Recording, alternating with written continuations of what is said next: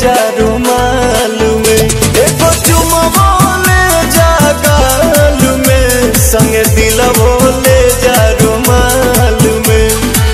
जतर रजवा चढ़ के जहा जावा पसीहन मोहिनी के जाल में, एगो चुमवा ले जा गाल में, संगे दिलवो ले जा रुमाल में, एगो चुमवा ले जा गाल में, संग दिलवो ले जा रुमाल में।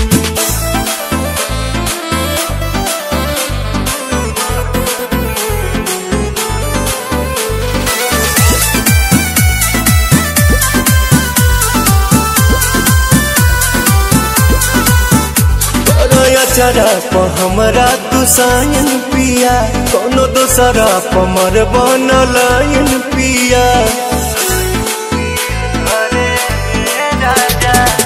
बिहना केहू के हमार वाला हक हो, मेहर के जात हई होइए जाला शक हो।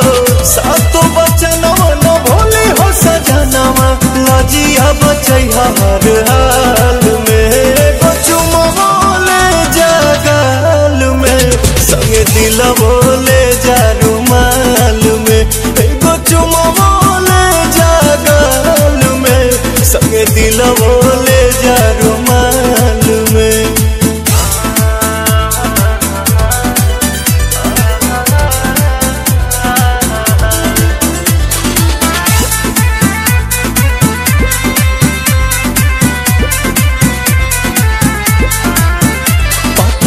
पीछे कदम बवाले बलम, जल्दी पड़ बनी हाले के पाले बलम।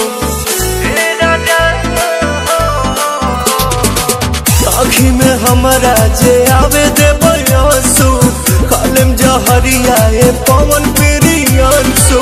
कमे कमाई हो यानी मन से रही हा, आवे बदला नहीं चाल में, एगो चुमवा ले जा गाल में, संगे दिलवो ले जा रुमाल में, एगो चुमवा ले जा गाल में, संगे दिलवो ले जा रुमाल में।